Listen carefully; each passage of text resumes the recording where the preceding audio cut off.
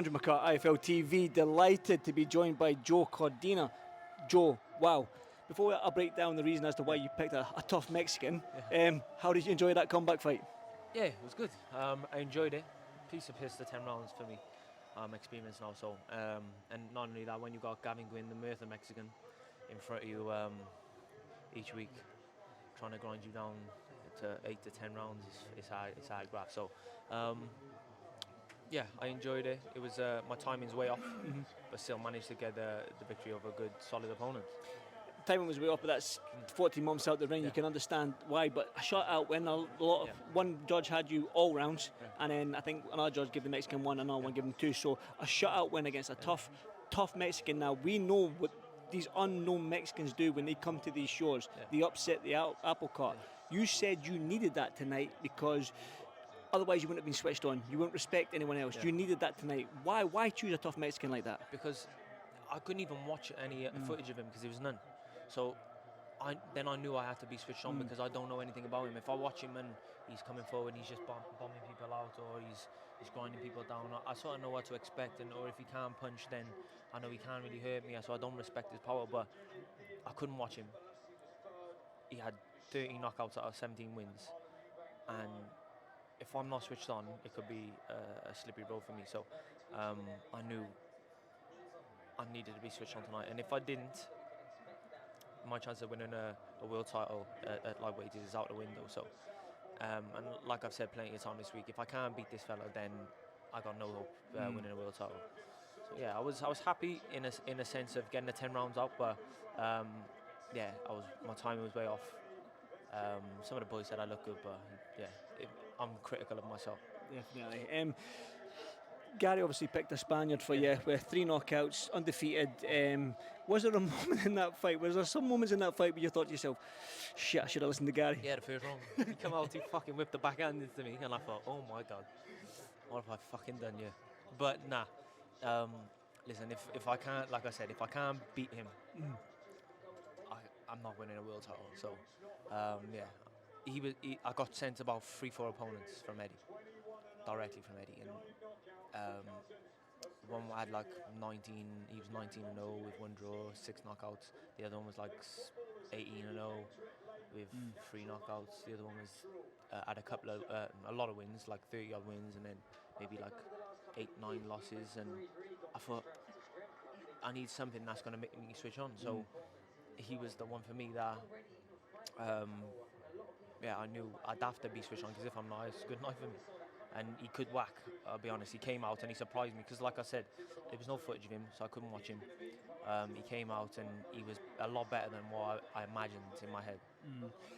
How did the fight? Technically, yeah, because you know some Mexicans are just high guard, walk forward, but technically he was moving quite a lot of good angles as well. But how did that extra £5 feel? Oh, great! Do you know, fight week, it's been such a blessing, and not only that, Sean Aspinall, my nutritionist, he's been with me all week, and he's been a godsend. He's been great. Just guided me right throughout the week, and I felt great. So yeah, I wish I had him a lot earlier on in my career.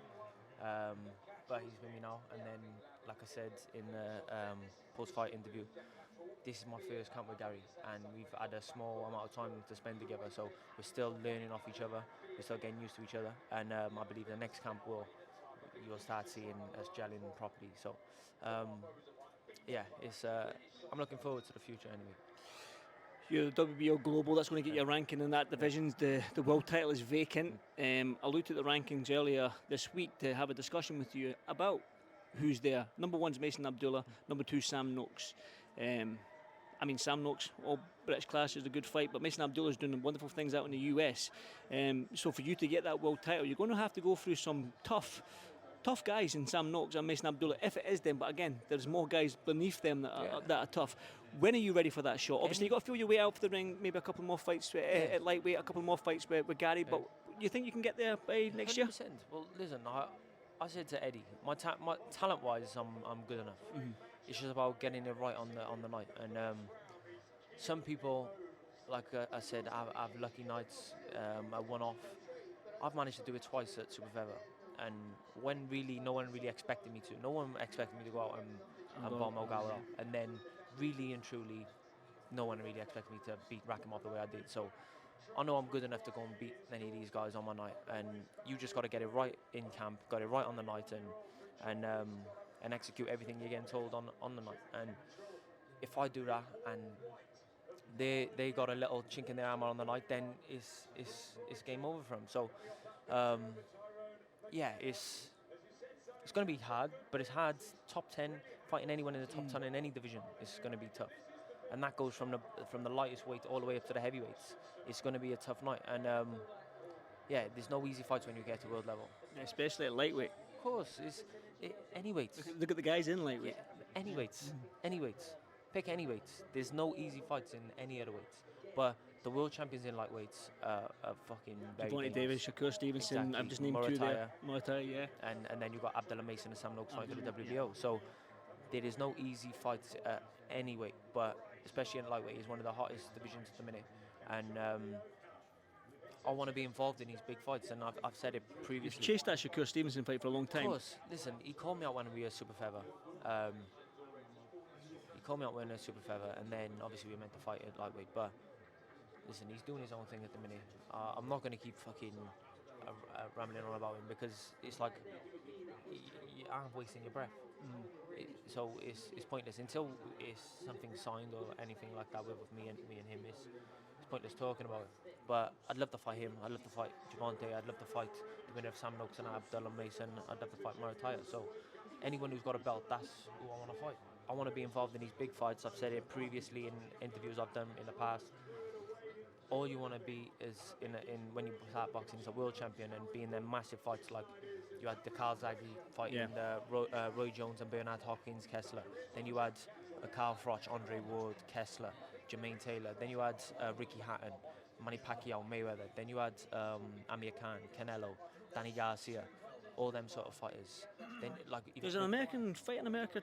Is that an ambition of yours? Is that a dream of yours? It don't really bother me where I fight, but yeah, if there's an opportunity there and it's decent though, and of course I will. But like I said, if I gotta go, if I'm fighting Shakur Stevenson, Javante Davis, or Murataya, or Abdullah Mason, for instance, because they're American, so then I have to go to America, I suppose, or it's going to be in Saudi, or if they want to come to the UK, don't mind. If they come to the UK, you'll sell out a stadium. So and that goes for that would go for Javante Davis and Shakur. I don't know about the other two, but I suppose if they were all the champions in here in America, you're gonna have to go to America. So it don't really bother me where I fight. The only good thing is that Shakur's with Eddie. Oh, he's working with Eddie. He's been working. I don't know if he's still with Eddie, is he? I'm not sure. I don't know. I think it was a 3-fight deal, was it not? I stopped fucking caring. You don't care. I stopped caring. Nah, genuinely. Like every interview I do, there's something mentioned Shakur, and I'm like, for fuck's sake. But it is what it is. And it's like there's only so much I can say about him and try and get him in the ring or whatever. He's doing his own thing. I'm doing my thing. Do you need a world title to get that shot? Probably. But then we say that, and then he'll go and fight anybody. So I don't know. One final one from me. How does a 3-time 2-weight world champion sound? Oh, sounds unbelievable. Although Carl Zaghi did win, he won a Ring Magazine belt in a second weight, but not an actual a world title in a governing body. So I think officially I would be the only two-weight world champion from Wales. So that'd be great. History made.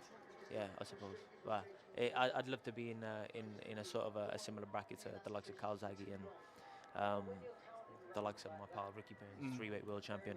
Is sort of not a 3-weight, but a multi-weight world champion. I'd love to be in that bracket along with them sort of guys. Listen, you've got the talent for it, Joe. Yeah. I love watching you fight. I'm a big Thank fan. you. So hope you enjoy the rest of the evening. Enjoy the main event here. It's just on. You've got one eye on watching Callum Eubank and Jack Howes. Cockeyed. You're a bit cockeyed there. But listen, thank you so much. Cheers, and I'll see you in the next one, Joe. Cheers, Thanks, bro. brother. Thank you, Thank you.